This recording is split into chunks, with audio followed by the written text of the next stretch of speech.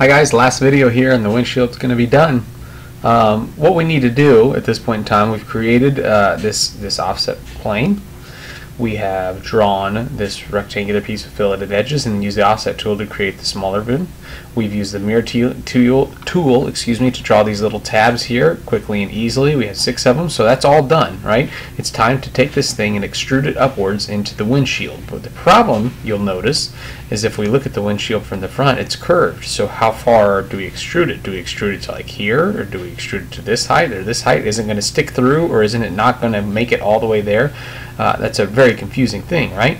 So that's what we're going to deal with here. Let me get back here, back to a good view.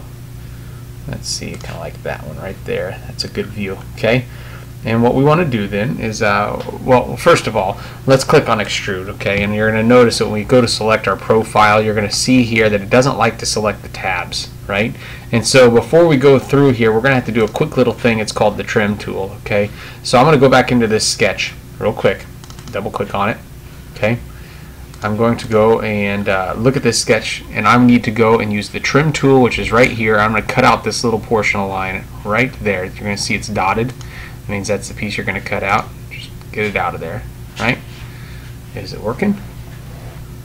Oh, sorry, I have a dimension there. So, okay, so real quick, hit the escape button. I'm going to hit this. I'm going to delete it. Don't really need that dimension. It's where I need it to be. So now I'm going to go use the trim tool. Right there. That's a dimension. What is it dimension to? Oh, okay. We're going to have to find another way to do this because it doesn't like me doing this. So I'm going to have to take away this dimension as well, it looks like. Unintended consequence. Again, it doesn't matter. We've already got it locked into place. Really? Maybe it was this dimension all along. I just keep trying it. There we go. It's gone, right? I come over here. I need to do it for all 6 of them. Good. Others not taking so long. Right there. Here.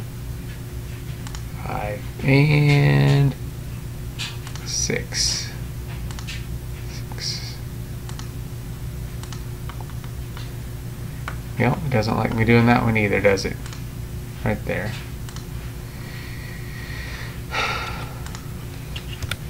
Alright, we're almost done.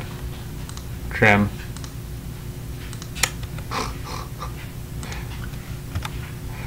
Oh boy.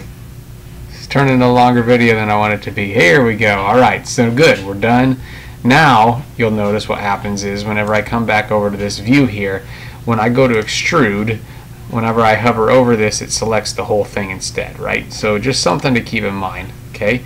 Obviously it's going the wrong way, so I need to go ahead and go the other direction, okay? But how far do I go?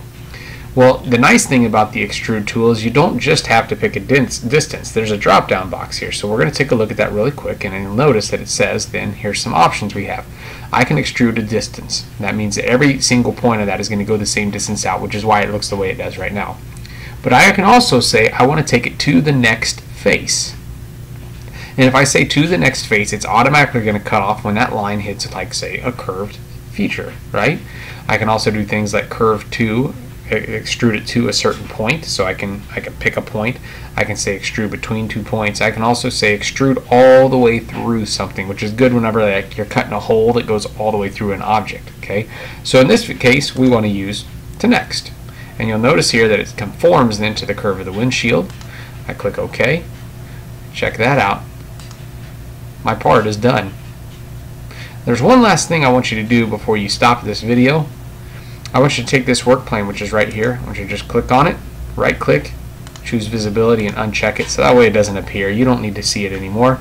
Make sure you save this thing. Your windshield is now done. Congratulations.